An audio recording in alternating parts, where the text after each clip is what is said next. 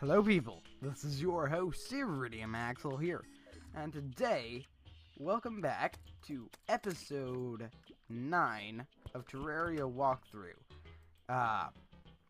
So I was exploring the jungle, and I found these beauties right here. Menacing Hermes boots. Now, Hermes boots, after you run a little ways, they let you run extremely fast. And I've been waiting to get these to take the next few steps in the game. So, this is really great.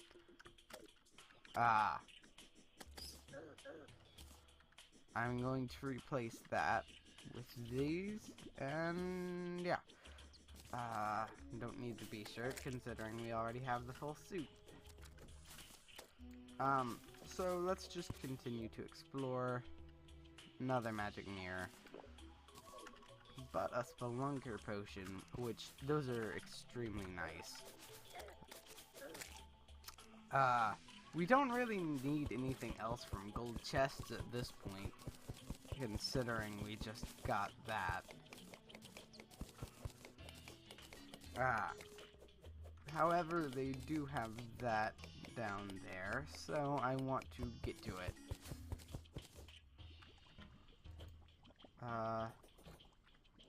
Oh, really? It doesn't even have a chest in it. That's just depressing. Alright, so. Ooh, you see that right there? That is what we've been working towards. And let me see. Yes, I do. That down there is what is known in the Terraria world as the Underworld. Underworld is home of all the bad things that Terraria doesn't like. But it's also home to some fancy chests, which my shadow key can unlock. And it isn't a one-use item, so that's really good. So down here, though it's really dangerous, is well worth it. Alright, so also, using these honey goggles is a good idea in here. Alright, if I head in, you have this furnace here, which we need desperately. I'll just get rid of that. That's one of the first enemies we'll face in here. It's called a fire imp. Has 70 health, and it can shoot through walls. It's rather annoying. It's pretty much like a tougher version of that skeleton in the dungeon that shoots blue things. I don't even remember its name, like Dark Mage or something. Ooh, there's our first shadow chest. Let's go ahead, open it up. Ooh, Darklands. It actually does less damage than our Blade of Grass, but still really good. Ooh, an Inferno Potion. We're saving that for a boss fight. It puts a ring of fire around you that ignites enemies nearby and does around 8 damage. That's pretty nice. Alright, so what else? Don't need that bee gun. We do need that, or at least it's preferred to have it. Don't need this anymore. So the one thing we have left that we need, for that really strong sword that I told you about a few episodes back, you get from materials here. So, yeah, I'm going to explore a bit more, and if I find anything worth noting, like another chest, I'll come back to you. Alright guys, I found another chest here, And inside we have the Superior Flame Lash, which does 40 magic damage. That's our strongest weapon yet. We have some mana regeneration potions. You can take a guess at what that does. Life Force Potion. Increases max life by 20% for 5 minutes. That's really, really good. Alright. I clicked the wrong button. Okay, so. We don't need that.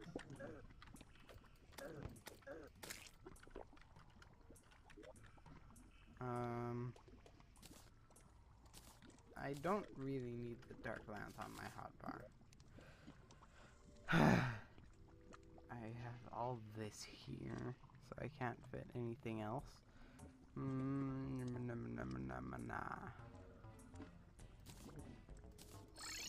Heading home.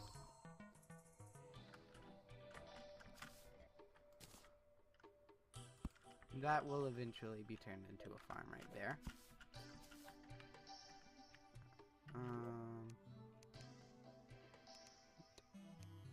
Quick stack. Yeesh. That's a lot. 53 gold.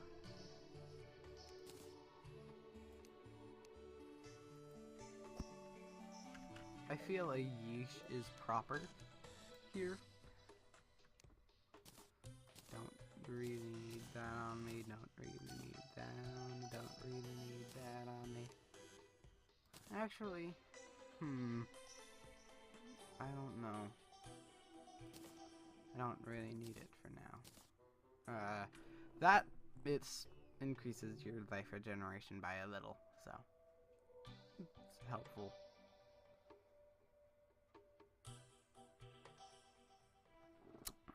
What else?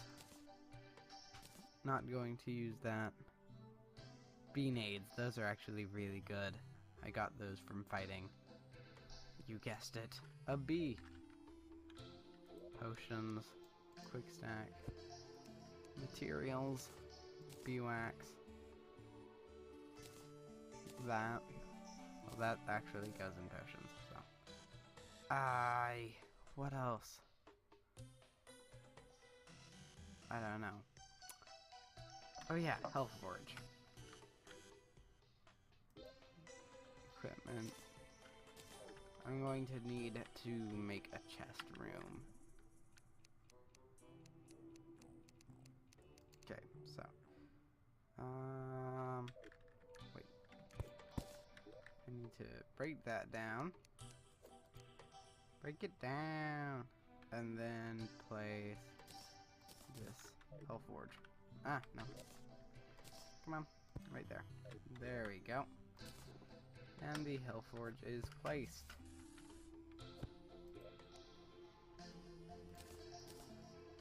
Okay. Bottled honey. Okay. So that's all our stuff, and it's great. So, the Flame Lash works just like the, what's it called? Magic Missile, only it can't go in water, and it does much more damage. So, it is actually rather good. It just really depends on your uses. It's not the highest velocity of weapon, but that's okay.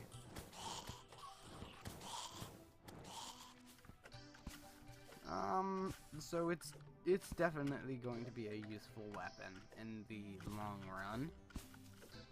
Oh, also, I got the Menacing Hermes boots. That's just awesome. So, if you take the Hermes boots and the rocket boots near a tinker table, which you buy from the Goblin Tinker for 10 gold, you get the Spectre boots, which combines the two. So I'm just going to put them there, and then I guess my lava charm can go there.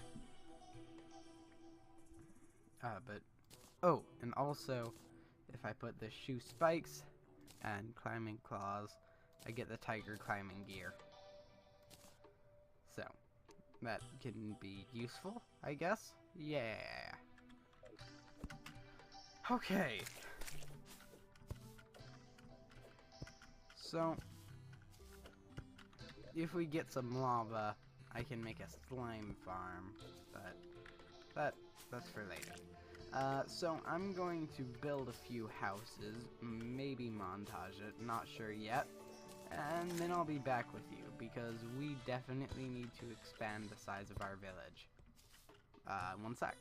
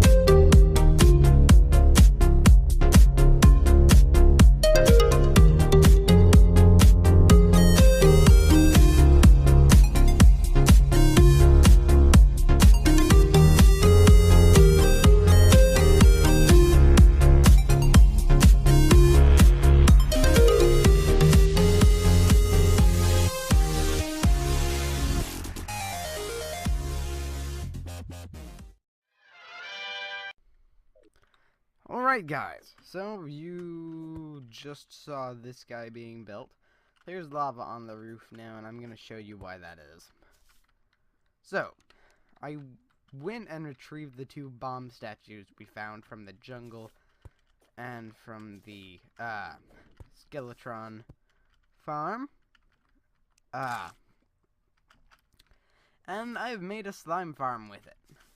So, let me explain how this works. I haven't really showed you guys anything wire related. So, first, I ran some wire from this switch here to the bird statue using a wrench. Like, it just has to be in the block area of the switch. So that will spawn a bird, because it's a bird statue.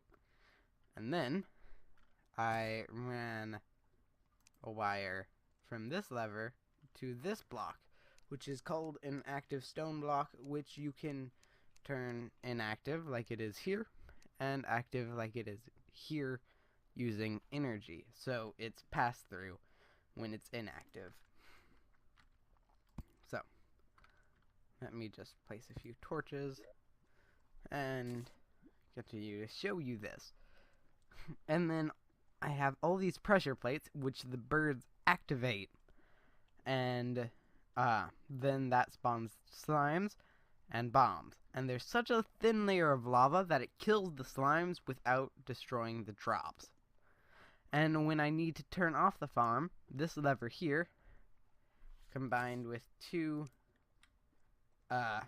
active/inactive stone blocks, makes that possible. So now I guess I'll show you. 1, 2, 3. See how fast that's running? I've gotten over 3 stacks of 999 gel and a ton of banners from this. And this guy called the slime staff. Now mine does 9 damage, but it just summons a little guy to come around and fight for you. I mean, it's like really horrible, but still useful. And it's just nice to have him around because of how much damage it does. Even though it's very minuscule at our point in the game, I still like it. So, yeah. I think I am going to go down to the underworld, because there's an ore there called hellstone that I need to mine. So I'll see you in a second.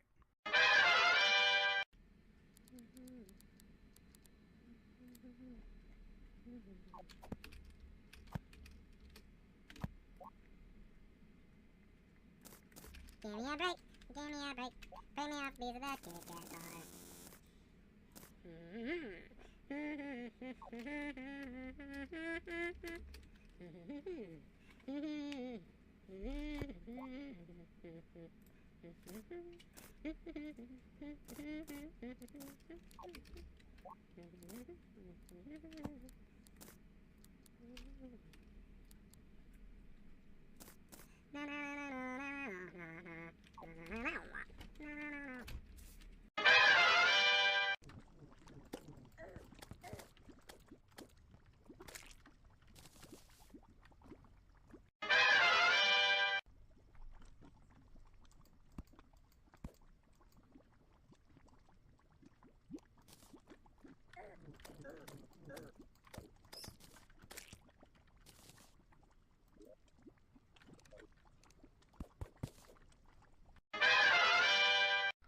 Alright guys, so, I went down to the underworld and I collected some hellstone.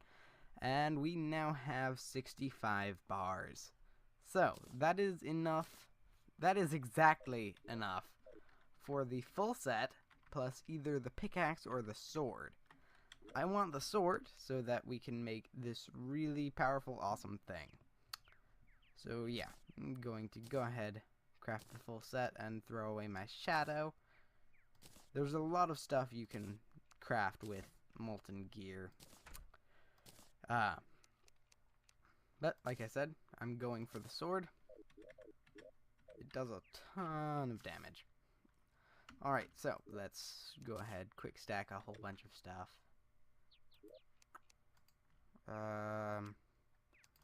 Make sure everything's good. Quick stack potions. There.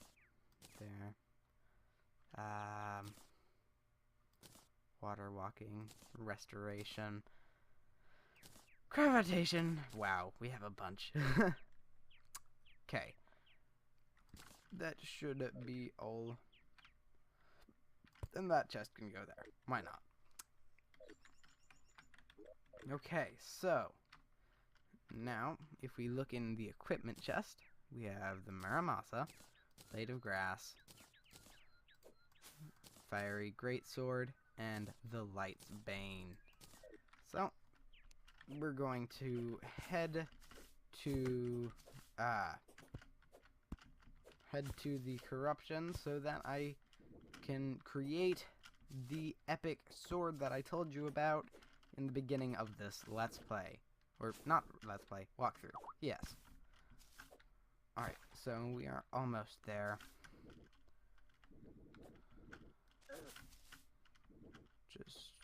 I think it's down this hole. Yes. Alright, so, at this demon altar thing, we can create the Knight's Edge. Bow. That is nice, being able to just one-hit things. It's delicious. Also, while we were down, we got these things. And this is what you use to spawn the next boss, which we will be fighting in the next episode. I'm going to be very vague about it, though. I want to see if we can reforge it. Like, how much it would cost to reforge. 1 gold, 80 silver. I think we can afford that. And nope, that was incorrect. I was not trying to do that. Okay, you there with the face and the goblin tinkeriness. There, yes. Heavy, really? No. Demonic? I'll take demonic. That's a... Oh, found this in the jungle. It's pretty much a shotgun.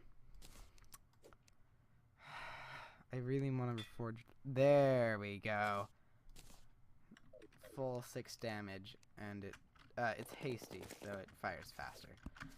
That is nice. Also, what you may have just seen, if I recorded it all, I dug this thing to be humongous. It gets us almost all the way to the underworld, and yeah. We still need to make the pickaxe in the underworld, but that's pretty much it. Okay, so we're passing up that, and that's where we hit the ground. Alright, one moment. Alright guys, I worked my way down to the underworld. Man, it's great having this powerful sword. Alright, so, we now have 27 defense, that's pretty nice. We aren't as fast as we were before, but that's okay. So, what we're gonna start doing is laying down a bridge. So, for our next boss, I'm going to stop being vague about it now. It's called the Wall of Flesh, and it is as unpleasant as it sounds. Pretty much, it's a giant wall, and it comes from one side, and pretty much sweeps you away. In a literal sense. So, the best thing to have is a humongous bridge to prevent that. Okay. So, I'm planning on making a few more hellstone things before we start. So don't worry, you're going to see the crafting process and everything, so you won't be completely left in the dark. And yeah, I guess it's time to montage all this. Oh my gosh, I am so glad I got that on camera. Demon Scythe. Pretty much this is what the voodoo demon shoots. And it's extremely great. Alright, so I guess I'll see you in a second. Time to montage.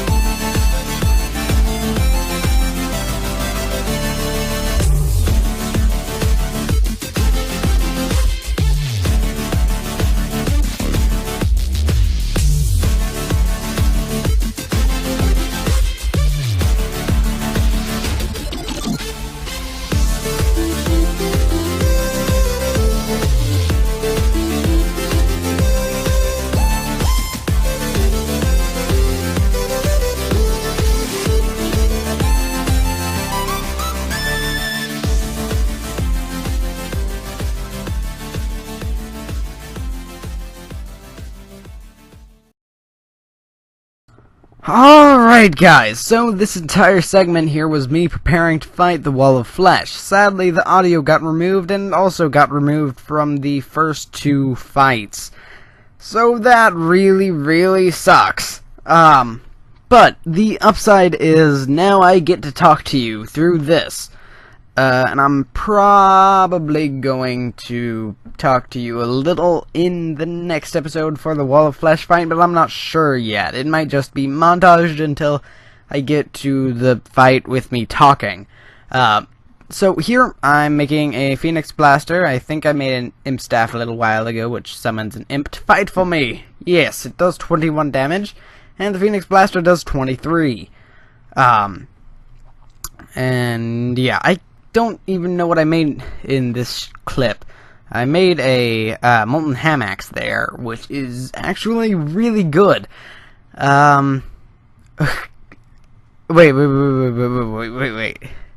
I think I may have gotten a legendary Molten Hamax or something.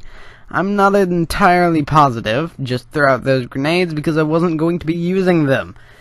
Yeah. I believe I got the Demon Scythe getting on camera. Not positive though. Reforged that once, got it to mythical. That was pretty awesome, have to say.